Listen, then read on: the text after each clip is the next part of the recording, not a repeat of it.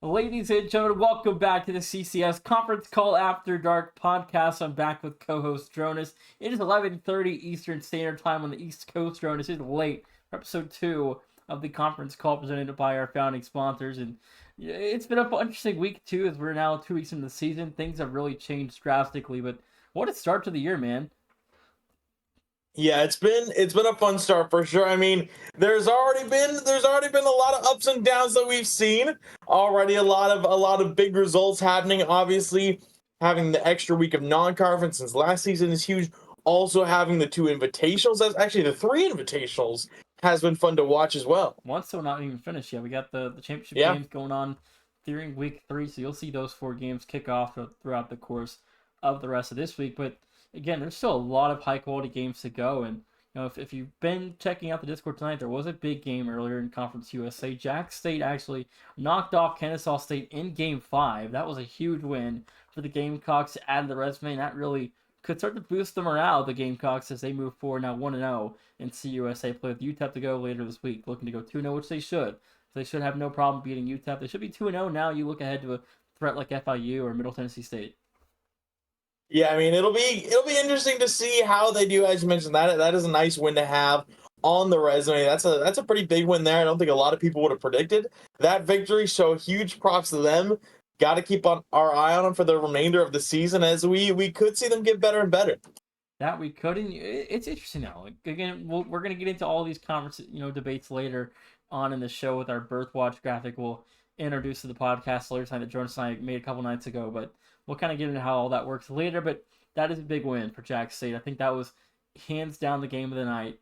There really wasn't many high quality games going on tonight. That was really the only game we really considered possibly streaming if time allotted for it, which it honestly did. We decided not to go live though, just to hang out and talk in Discord before and hang out and now we had things to get done for school. But we're back here, episode 2 of the podcast. We're now 2 weeks into season 5, and we talked a lot about this a couple nights ago off streaming. What a journey it's been. Now a year and a half into this thing, and we've been here since the first day with Jesse, who's helped a lot get to this point, and we couldn't have done it without each other. Oh yeah, absolutely. I mean, it's pretty incredible to think back. We were reminiscing, earlier, just a few Just a days ago. couple I nights remember, ago. yeah, I remember telling you. I remember when you conceptualized the idea of CCS. I remember being in that call and you were like, "Hey, this would be a cool idea to have, a collegiate league, but split into the conferences like they are in, in IRL sports." And now it's here, and the way and the amount it's developed in what has felt like almost a blink of an eye. It has gone by so fast. Now we're up to 170 plus teams, 170 plus programs. Some of the best in the collegiate scene in Rocket League competing, and I mean, it's incredible. And that is, I mean, again, 176 schools, I think 185 teams. I didn't really think it'd get this big this fast. We've been friends for a long time now. So you've been with me through my older days in BLCS, which is another league I run. And for those of you that do not know, but that's where things hit 2019, and we're up to 160 teams there as well. And that started off very, very small. And success doesn't come really fast. It takes time to build, and this took a lot of building upon a staff to start off things with and get to this point. I think that was something that has been really cool to watch come to fruition. Is this project has been built from the ground up, but it's been fun and working with a lot of talented people like you and a lot of the fun people on staff that make it possible. But again, let's get it down to business tonight, Jonas. Week 2, anything kind of that shocked you as this week went on? I mean, there was a couple big games. I mean, we've been kind of monitoring it. We've seen some of those upsets. We've seen some teams kind of drop maybe games they shouldn't. We've seen a lot of competition amongst the top 25 teams. That has obviously been really really fun to watch. I mean, we saw teams break through. We saw Michigan State pick up a nice win. We've seen Arizona. I mean, them competing with Drexel going to Game 5 was crazy. After Drexel swept the reigning champs of Akron Gold, Arizona came out, gave it their best shot, and took the Dragons to 5. They were a game away. That they were going to spin this quick real fast and chat, but hold on. Anyways, if any of you guys missed last week, let's start here, Jonas. Number 2 Drexel swept number 1 Akron Gold. Only allowed one singular goal. the entire night. Almost a perfect 3-0. And then 2 nights ago, number 13 Arizona sends number 2, now should be number 1 Drexel to the distance in game 5. Anarchy? Nope. Just a collegiate cinema series. Yeah, I mean, it really has been incredible to see. I mean, we knew Drexel versus Akron was going to be a good series. We know them having that national title rematch is going to be a lot of fun. But the Dragons came out fiery, and they unleashed hell on Akron and got that 3-0 dominant sweep. But then you see a team like Arizona, they were a dark horse last season. Didn't really know what to expect from them last season. They kind of got on our radar early, taking down Grand Canyon non-conference, and then they kind of quickly shot their way up to the top, bringing themselves into the top 25, and now they're already making themselves known even further, getting a good win over San Jose State in 3, and then going the distance with Drexel, who, with the win this prior week, sure to be the number 1 seed in the top 25. They're going to be a team to watch out for. That's the one thing, another thing to kind of look out for after week 2. And I know we talked a little bit about them in week 1 on last week's show, but they had a decent sidelines of invitation. They got to the grand finals, lost to LA Tech. Ohio State picked off the Red Raiders of Texas Tech in a sweep 3-0 fashion. They're the Buckeyes now out to 3-1 ahead of Big Ten play, but they are off to yet another solid start. Maybe the Buckeyes are dancing for the first time in April. Yeah, we could see that would be fun to see. I mean, they were a team we kind of had our eye on when they came into the league. Didn't see much from them last season. Could be the chance this season. Another team that had themselves a nice week is, of course, Northeastern. I know Prosk is in chat. Took down number 16 Maryland in a sweep, and then went the distance with number 4 Michigan State all the way to game 5 again. 1 game away, but just fell short. How about the Cougars of Houston? Off to a Yeah. 4-0 start. This could be the run for the Houston Cougars. I mean, the Big 12 is a deep league. We know there's a potential 6, 7, maybe 8 bids out of the Big 12 this season, but I mean, it's a deep talent pool. I mean, even if Colorado decides to come back in the summer, which we're hoping is true, but you got Arizona, Arizona State, Iowa State, Houston. There's Cincinnati. It's a deep league and it's gonna be tough to win. But Houston, I expect to at least see not go down without a fight in the Big 12 tournament this year. Yeah, so that'll be a fun one to kind of see how everything plays out over there. And Story Rhyme actually brings up another team that was just on my mind, Northern Arizona, the Lumberjacks. They had themselves a pretty good week. They're going to move through non-con 4-0, and they took down Wichita State Black and UConn both in game 4 W's. And I mean, those are 2 pretty solid wins, and the Lumberjacks cruising along. They might be on conference lock. Yeah, I think the UConn game looks better on paper than it really should in reality because again UConn has to win over SCSU, so the NAU win at least picks up some metrics there, but it's still early on. We don't know what UConn's going to do in the Big East play. We don't know what Wichita State Black will do in the American, but I think that, that win, at least for now, sits really nice for the Lumberjacks. We'll see if maybe the Lumberjacks are ranked here a little bit later tonight on the show. Yeah, we will indeed have to see. I mean, there was kind of just some interesting results all around. I mean, another team that I want to look at is Ball State in the week 2. They went 1-1 to week 2. They swept UTA, who won the Night Lights Invitational, so that's a big win there. But they also got swept by the Spartans of Michigan State. So kind of an up and down there, getting things started. I mean, it's really interesting to see how their week kind of shook out. Mizzou kind of similarly, they got 2 wins there, but they did drop a game to San Diego State and they dropped a game to Old Dominion. So maybe a little bit of weakness there for the Tigers. Okay, can we talk about 3 teams on Bubble Watch right now? Sure. Okay, how about the Tigers at Clemson? Mm-hmm. After a Game 5 win over Rutgers in a reverse sweep on stream, and then the Game 5 against Utah the very next day, 2-0 on week 2. They turned things around massively and around 3-1 with a loss to Bowling Green State as they open ACC play later this week. But they're 3-1, Jonas. Tigers off to a decent start. You got 2 wins over teams on the bubble with Utah and now Rutgers. But again, Utah's the next one I want to talk about as well. I mean, they had a good start, but then things kind of went south last week. We'll see how things go in the Big 12 place. Like, again, it's another deep league. Utah could be a scary team to look out for as March comes around. Honestly, I am curious to see how Utah do. I mean, I think Nation, you and I both want to see them in a tournament. We want to see this Utah team make it. We want to see what they're going to be able to do in the tournament. But of course, they got to take control of their own fate, and they seem to do it in week number 2. I'm excited to see what they're able to bring to the table. Some other big wins, kind of across the top 25. Radford swept George Mason. The Patriots, that's a bit of a tough loss there, getting swept. They did turn around and 3-1 Florida International. Of course, the Panthers over there at FIU had some really tough matches against George Mason and the reigning champs of Akron Gold. Both game 4 losses there. But I mean, either way, there was some pretty interesting looks all around.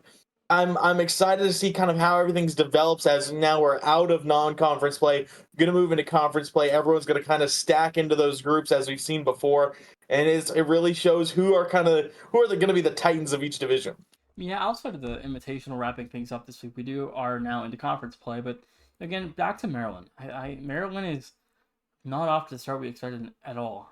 I mean, Yeah. this Maryland team does not look anywhere close to what we saw in the fall. Hexie can only carry the team so hard, and he wasn't able to really perform all that well over the course of last week in terms of their games against Northeastern, where they got swept, and Utah, where they scraped out a 4-game win, where Utah really kind of threw that game away. But again, we talked about last season too. Maryland is a team that they're going to get figured out. I don't think we should hit the panic button yet on the Terrapins in Maryland, but again, Hexie needs help. But the thing is they dominated Big Ten play last year. Only lost to Indiana once in regular season play and once in the conference tournament.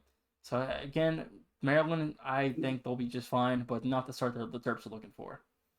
Yeah, we'll have to see how they kind of shake out in Big Ten plays. Obviously, a lot of strong fights over there. They're going to have to really be on top of their game in that conference. I think another team to kind of look at, Florida. Florida had themselves a good week. Obviously, finishing strong as expected. We're able to get two very big W's moving forward. I think everyone expected the Gators to be up top, and that they have. And I mean, they've been fun to watch. They got the big win over Wichita State. That's of course really really solid. And then I believe their second win was over Purdue in a sweep.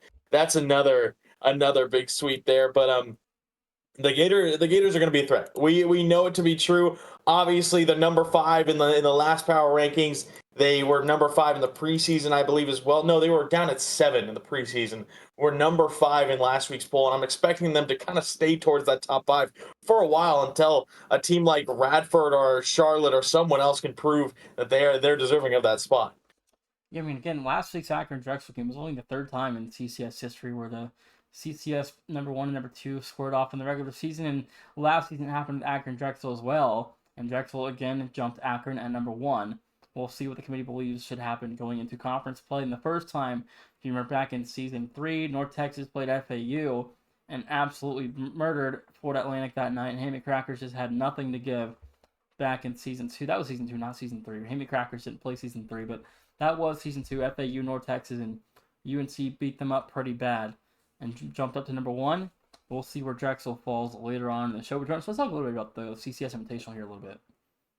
100%. I mean, this was a very fun invitational. Obviously, it's not over yet. There's still one day that needs to be played. Didn't see it yesterday because, of course, it was Super Bowl Sunday, and we're gonna see how kind of everything shakes out. But already, I think a lot of the results are we're kind of expected to see, but already saw some really close matches. Already a few game 5s, and well, only 2 game 5s in Grand Canyon were in both of them.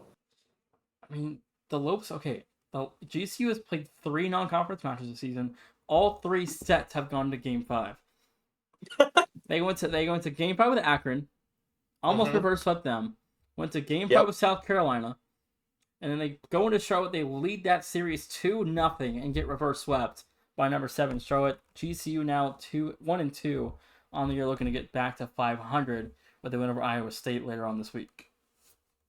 Yeah, they've been a little weird. I just straight up, they've been a really interesting team to kind of see all their results, because you see them go to 5 with Akron and you think, okay, this team could compete. they might be in the top 10. Who knows? And then they also go to Game 5 with South Carolina, who just lost to Jack State. So there's a lot of questions that need to be answered by the Antelopes. We will indeed see what that is. Of course, are excited to see the final of this invitational. Charlotte, James Madison. That'll be a fun one for sure.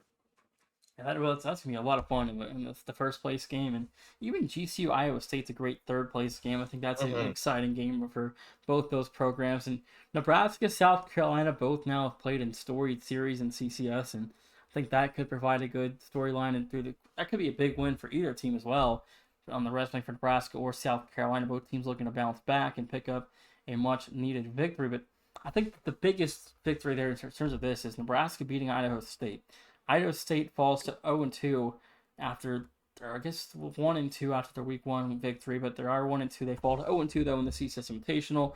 Take on the Golden Bears of California to close things out. Yeah, they've had a really tough start to get things underway. And you know me, I love the Idaho State guys. I'm big fan of EJ and everything they got going over there. Has been just a tough going to open things up for them. We'll see how they do in the Big Sky as conference play gets underway. They're going to have to compete with the Lumberjacks of Northern Arizona. That was a solid rivalry. Obviously, don't have Sacramento State this season. It is unfortunate to see them go, but between Northern Arizona and Idaho State, I'm proving that rivalry will once again be a fun one to watch. But Idaho State, they're going to have their work cut out for them because both those teams are kind of on opposite planes as of right now. Northern Arizona kind of seem to be on the up, and Idaho State a little bit on the downhill right now. Yeah, talking about the Big Sky in itself, I mean, before this kicked off on Saturday, the Big Sky hosted their esports competition with Rock League, and Northern Arizona booked their ticket to Texas to compete in the CECC championships in May. They knocked off Idaho State 4-1, the final score. In the Big Sky championship game, they moved on, punched their ticket to Texas, and then Idaho State went right into that James Madison series and they lost 3-1. They went to Nebraska, lost 3-1 as well, but they do get a game victory in both those series, and the Bengals now 1-2. But NAU is the team to beat in the Big Sky.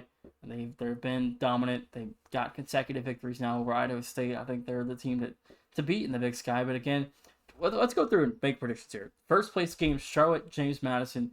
Who are you picking and how many? I'm gonna have to go James Madison here. I mean, my I feel like I have to say Charlotte just because we've seen them for so long. But James Madison, they really have seemed to be on a tear. We've seen a little bit of weakness from Charlotte. So I think I gotta go with the Dukes. I'm thinking in 4 or 5. I mean, it's tough to bet against a team like Charlotte, but I gotta go with the Dukes.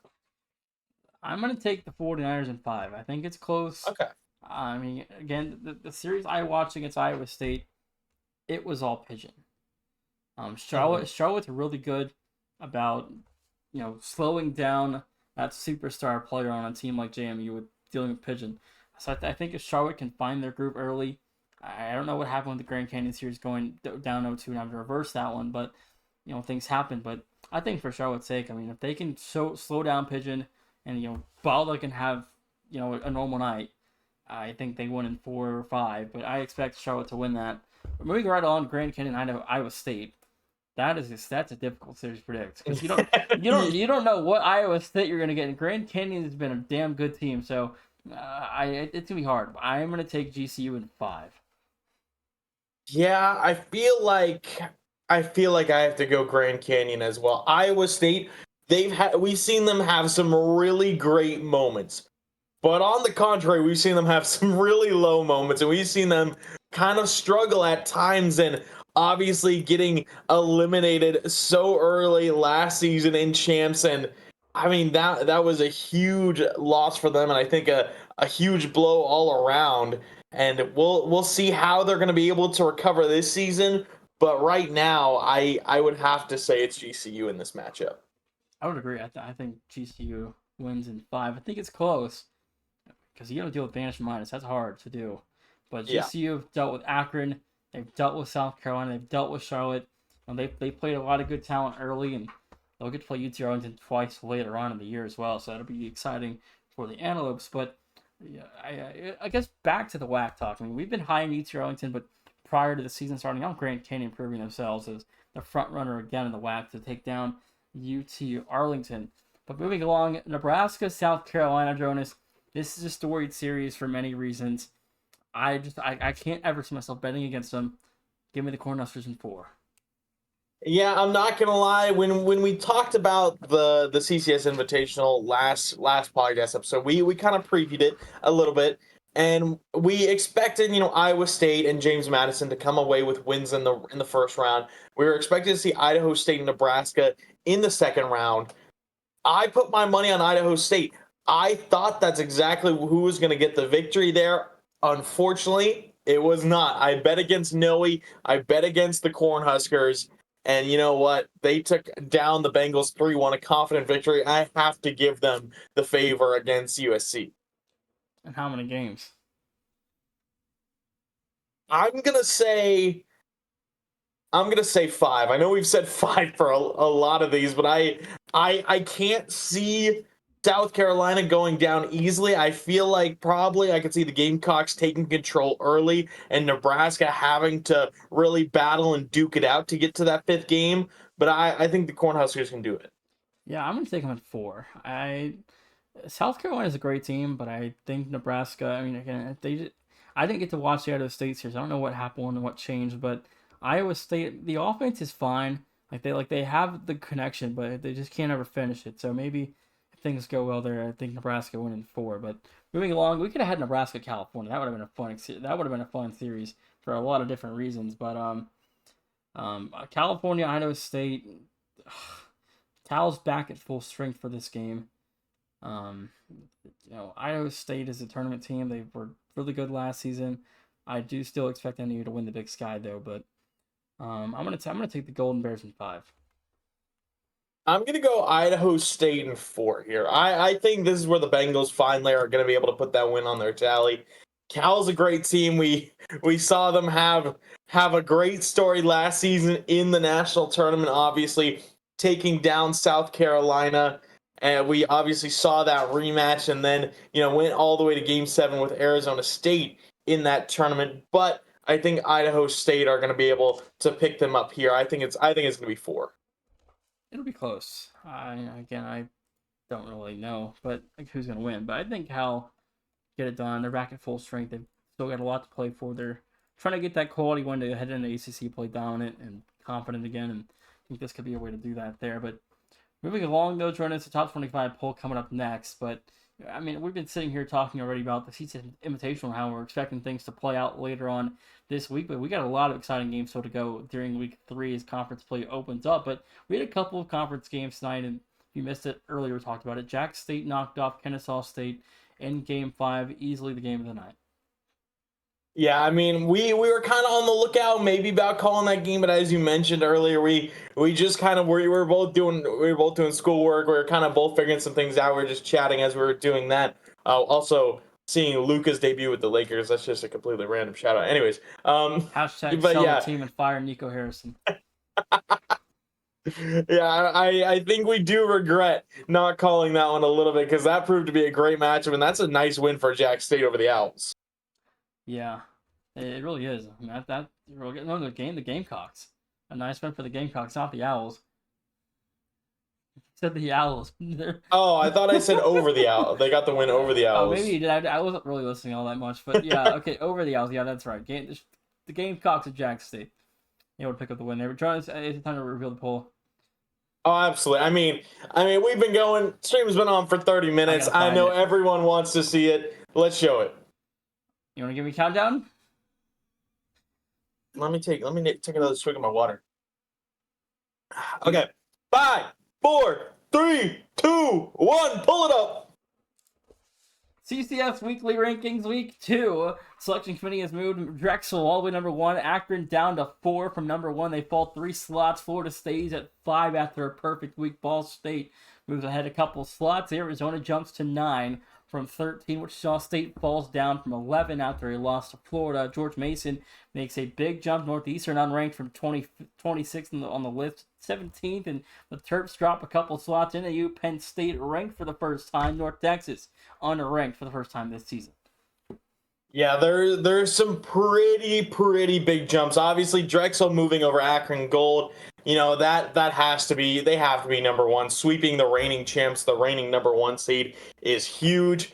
Being able to move up that far. Michigan State also jumping Mizzou. I think that was a debate between the committee, seeing the Spartans versus the Tigers, who would kind of pick up that spot. Michigan State had some better matchups. They got some better wins. I think the Tigers let a couple games slip that they maybe shouldn't have. Akron move all the way down to 4. They're going to be able to try and prove themselves as Florida. So they stay at 5, kind of that 5 spot staying the same, seeing, Charlotte and James Madison trade places, and UT Arlington move up a little bit. But Iowa State, they drop from 10 to 14. That's another pretty big fall.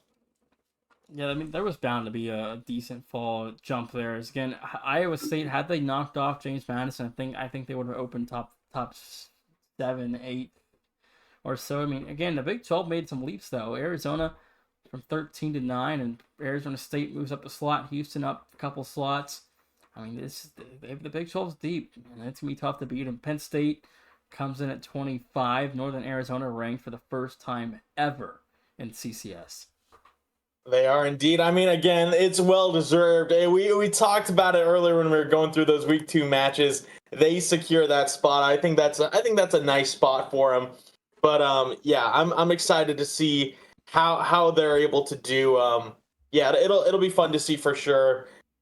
Kind of how they do in their spot. They're going to obviously have to take down a team like Idaho State to try and hold on to it. But I think through conference play, they should stay pretty high up there. Obviously, another team that dropped. Maryland dropped a few spots from 16 to 22. And Jesse is right. UTA did drop. That's my mistake. They dropped from 9 to 11. I said they moved up into the top 10. That's that's on me. But Wichita State, they also moved up. Cincinnati will stay right at 12, and obviously Arizona being in the top 10, definitely necessary. Ball State moving up, and yeah, Northeastern going from back-to-back 26th place, receiving votes all the way up to 17 with their week 2 performance. I think it's well deserved.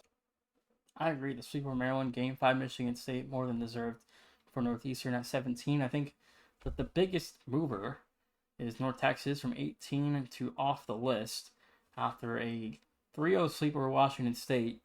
And then they were down 2-0 to Texas State, who is probably going to finish 4th in the Sun Belt, and had to come back and reverse sweep the Bobcats of Texas State to stay perfect. That's a big drop for North Texas. But I think I'm going to preface this now. As we go through the course of the season, there's going to be a lot of teams that are down and up at the bottom of the rankings. A lot of these teams need to prove to us they're serious. And right now, after this week, we've seen a couple of teams get ranked a little high. They need to prove their mettle. And Dronas, there's been some results that just haven't been able to prove that worthy yet. Yeah, I do believe that to be the case as well. I mean, there's always going to be, kind of looking at, honestly, that 18 spot is a pretty solid benchmark. 18 and down, things are going to change, especially kind of in those bottom 5. There can be a lot of up and down. One slip in a series could mean you're off, and that's not to say that a team's a bad team. That is just because there is such a sheer amount of quality programs in CCS, quality teams who are scratching, trying to get a spot in the top 25. Obviously, North Texas still receiving votes. Clemson receiving votes after they had a solid week 2. Even Robert Morris had a solid week 2. They were receiving votes as well. There's a lot of teams just trying to break into that spot. San Jose State was another team we were excited to see what they could kind of do. They were at number 23 last week. They fell off after 2 tough losses. Louisiana Tech, after getting the win in the Sidelines Invitational, unfortunately didn't have that great of a week 2 performance. They drop as well. So there's going to be a lot of ups and downs in that bottom 5. That it is. Well, let's move into conference play.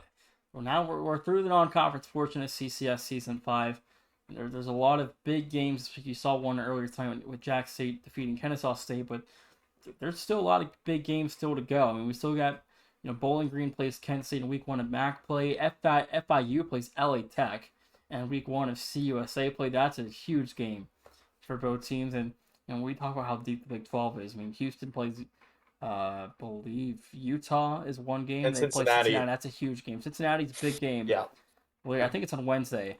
So that's a big one for Houston and Cincinnati.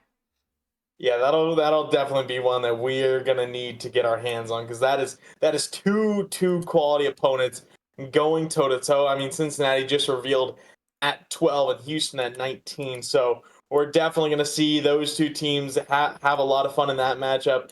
I mean, there's a lot of great games to be played, and obviously, kind of as conference plays, looking forward towards that final week, week 7, that final week of conference play. That's where a lot of those really really tough matches happen. But the first week's always kind of interesting. That's where a lot of potential upsets can happen early. That game is Wednesday 9 Eastern. It looks like, by the way, for Houston and Cincinnati. I think there's a couple really big games happening Wednesday at 9 Eastern. So we can probably move the schedule around a little bit to get most of those games on the broadcast as we can. Tomorrow, Jonas, if you're interested, 8 Eastern, Arizona State, Texas Tech. That could be an interesting game potentially. I mean, I'm free tomorrow. I will be there. Unfortunately, Wednesday night, I'll be out of the office. I'll be in another office. I'll be commentating Unfortunate. basketball.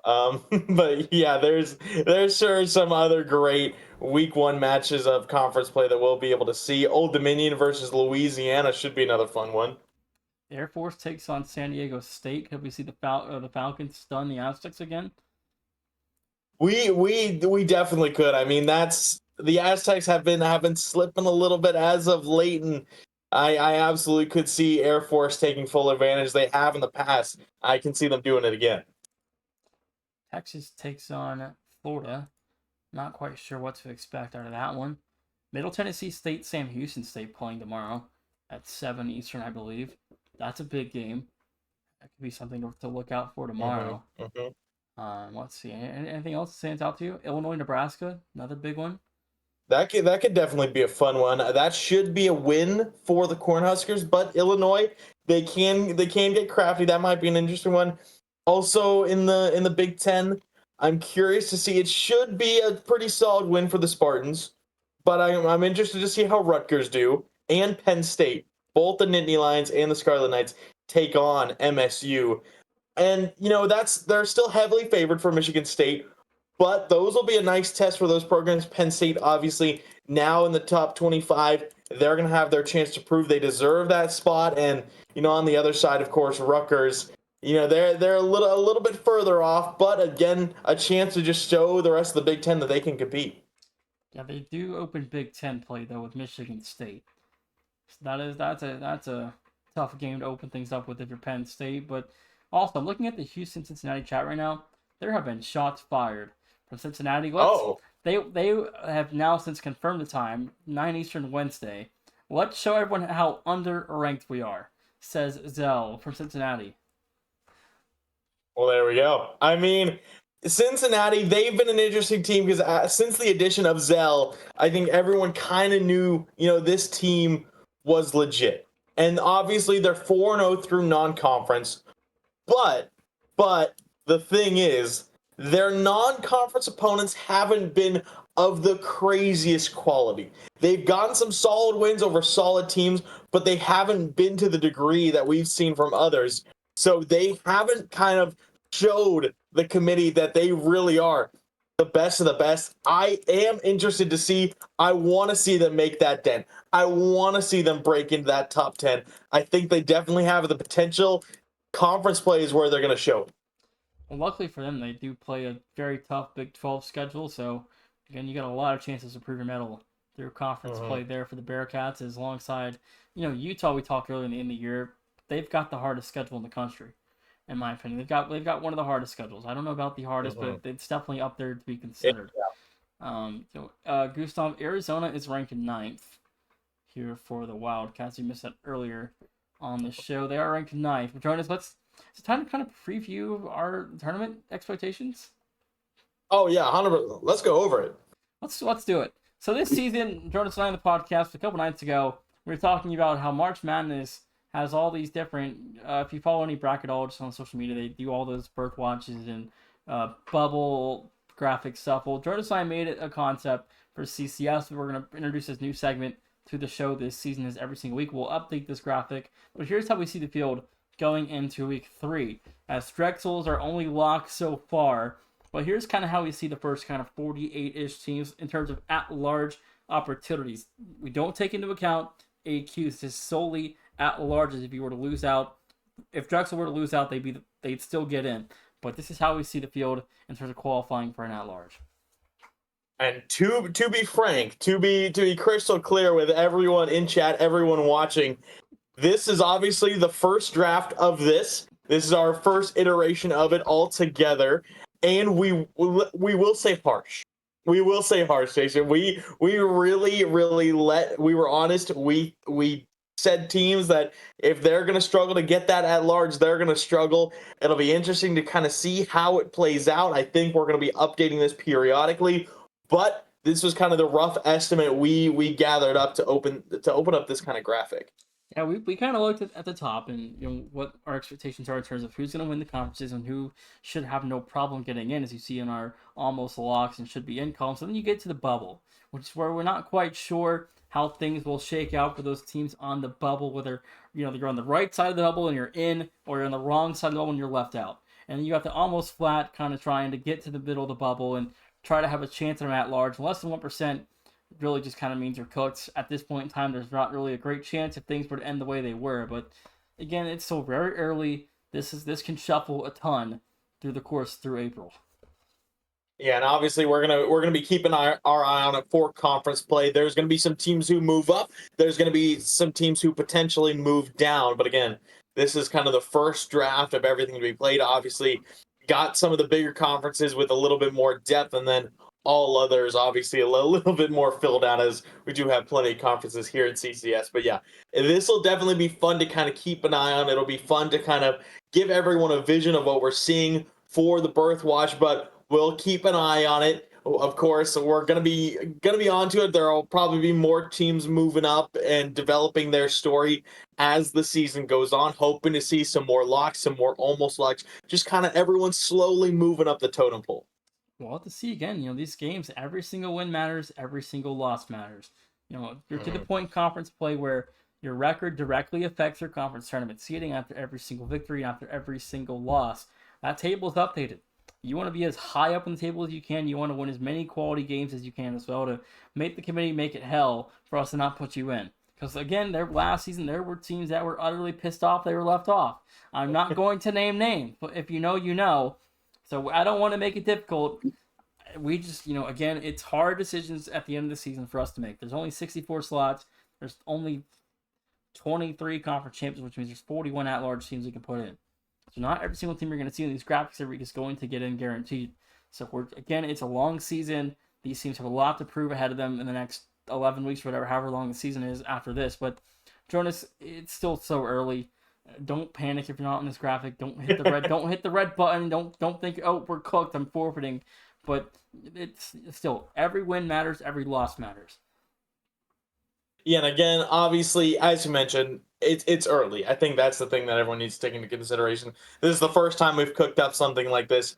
Obviously, it's only 2 weeks into the season. There's so much Rocket League left to be played, and we will obviously be keeping an eye on everything that happens for this. But also, as you mentioned, there's just so many great and talented teams here in CCS. Not everyone's going to get in, and it's always tough to see. And we've expanded the committee a little bit, and that's why we do have a committee. So it's not one sole decision. So it's, a bunch of people who do know ball, who are able to watch this league and follow along with it. And we all converse and we all talk about, okay, who deserves it? Who's got that better resume? Who's got that one match that might just push them over the edge?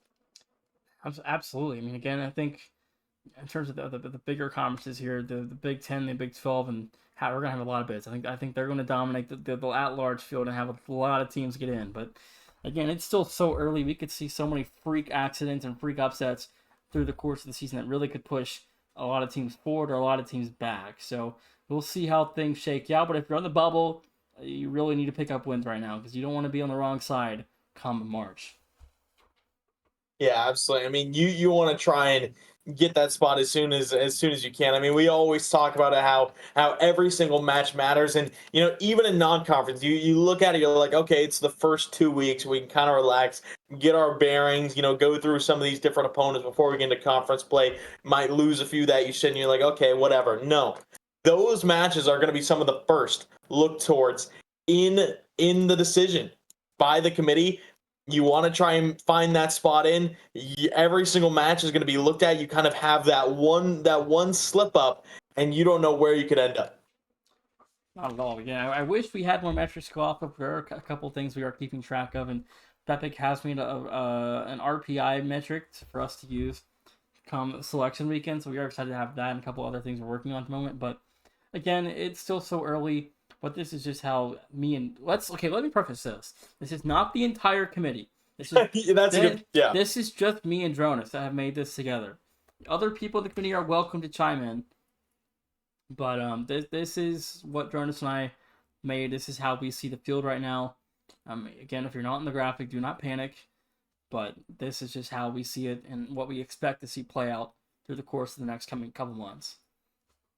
Yeah, and again, we'll be keeping an eye on it, but yeah, this is just something that we Nation, you kind of saw this graphic, you thought it'd be cool to add on, and so you made it, and we made the decisions on where each of these teams should end up, and obviously it's not set in stone. I think that's one of the other biggest things. It's going to change most likely quite a bit as the season progresses, but it's going to be a fun thing to kind of keep an eye on and to kind of visually have getting closer and closer to the tournament.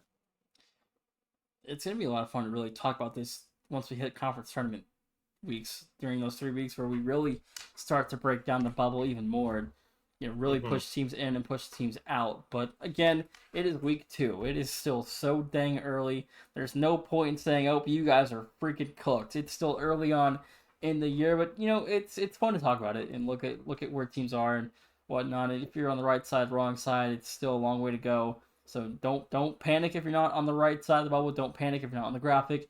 Don't think, oh, we're cool if you're far ahead. So just again, a couple losses and you guys might be cooked. So we'll see how things shake out. But Jonas, I mean, again, any closing thoughts here as we wrap up episode 2?